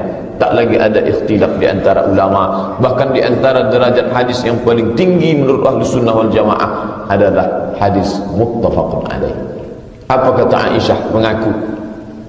Kana Rasulullah sallallahu alaihi wasallam yasumu, melaksanakan puasa, hatta naqula la yuftir, sampai kami sangka, kami katakan Rasul ni tak akan makan. Wa yuftir hatta naqula la yasum, dan beliau tak puasa sampai kami sangka beliau tidak akan puasa. Apa maknanya? Begitulah seringnya Nabi berpuasa di bulan Sya'ban, sampai-sampai disangka puasa ternyata tak puasa, disangka tak puasa ternyata dia akan puasa. Menunjukkan Aisyah istri Nabi yang serumah dengan Nabi, yang hidup dengan Nabi, sampai-sampai beliau tak dapat membedakan antara puasa dan tak puasa, saking seringnya Nabi melaksanakan puasa di bulan ini. Lalu Aisyah melanjutkan kesaksiannya terhadap diri Nabi SAW. Apa kata Aisyah? Fama ra'aitu, saya tak pernah melihat Rasulullah SAW istakmala siyama syahrin. Saya tak pernah menengok Nabi menyempurnakan puasa dalam satu bulan illa Ramadan, kecuali di bulan Ramadan. Jadi Nabi yang menyempurnakan dari awal sampai akhir, dari tanggal 1 sampai tanggal 29 atau 30, itu hanya di Ramadan saja. Lalu kaitannya dengan Syawal, dengan bulan Sya'ban, wa ma ra'aitu, saya tak pernah melihat aktsara siyamin, tak pernah saya melihat Nabi SAW lebih banyak puasanya minhu artinya dibandingkan dengan bulan Ramadan. Jadi kalau di antara 12 bulan yang Nabi laksanakan full satu bulan itu Ramadan, tapi yang lebih banyak aktsara minhu, digunakan kata aktsara, lebih banyak puasanya dibandingkan dengan Ramadan adalah Sya'ban. Oleh sebab itu kalau dibuat urutannya, yang paling banyak Nabi puasa itu pada bulan Ramadan, lalu yang terbanyak nomor 2 adalah di bulan Sya'ban, berdasarkan hadis ini. Bahkan dalam riwayat lain, dalam riwayat Aisyah juga yang meriwayatkan, tapi dalam kitab Muslim saja, tak ada dalam Bukhari. Kata Aisyah, kana Rasulullah SAW yasumu Sya'ban kullahu illa qalilan. Nabi melaksanakan puasa bulan Sya'ban itu kullahu, semuanya, illa qalilan, kecuali sebagiannya. Makna kullahu di sini bukan berarti Nabi puasa dari awal sampai akhir. Para ulama ahli hadis memaknai makna kullahu di sini sebagian besar bulan Sya'ban, karena sebagian besarnya seakan-akan keseluruhannya. Ini penggunaan kalimat kullahu. Bapak dan Ibu hadirin yang dimuliakan Allah Subhanahu wa taala, Nabi menjawab sendiri dan Nabi pula ditengok oleh Aisyah. Aisyah menceritakan tentang perbuatan Nabi. Apa maknanya? Hadis ini mengandung dua makna. Satu hadis qauli, ucapan, satu hadis fi'li, perbuatan Nabi sallallahu alaihi wasallam. Kadangkala hadis itu ada ucapan saja, Nabi berbicara. Kadangkala ada hadis itu perbuatan saja, sahabat Nabi menengok perbuatan. Tapi tentang puasa di bulan Sya'ban, dia dua-dua. Satu ucapan Nabi tentang keutamaan puasa di bulan Sya'ban yang disebut dengan hadis qauli, satu lagi perbuatan Nabi langsung yang ditengok oleh orang yang serumah dengan dia, Aisyah binti Abi Bakar radhiyallahu anhuma. Maka hadis ini komplitlah kekuatannya sebagai dalil hukum. Oleh sebab itu, kita sebagai umat Nabi Muhammad SAW yang ingin mendapatkan syafaat, mengamalkan sunnah Nabi sebagaimana firman, sebagaimana sabda Nabi, alaikum bisunnati, hendaklah kamu mengikut sunnahku, wa sunnatil khulafa'ir rasyidin, dan sunnah khulafa'ir rasyidin al-mahdiyina, orang-orang yang mendapat hidayah min ba'di, setelah aku. Addu 'alaiha bin nawajiz, gigitlah dengan gigi gerahammu. Apa maknanya? Kita pegang teguh. Salah satu sunnah yang kita pegang teguh adalah menghidupkan bulan Sya'ban dengan banyak-banyak melaksanakan puasa sunat. Bapak dan Ibu hadirin yang dimuliakan Allah Subhanahu wa taala. Akan tetapi kebaikan ini taklah kita batasi hanya pada puasa saja. Banyak perbuatan lain. Oleh sebab itu, bagi bapak dan ibu yang musafir, keluar kota, atau pekerjaan berat, tak dibatasi pada puasa saja. Amal ini secara keseluruhan terbagi kepada dua. Satu amal badani, amal badan. Satu amal mali, amal harta. Kedua kelompok amal ini kita perbanyak. Amal badan, memperbanyak solat-solat sunat yang wajib, itu memang sudah kewajiban kita.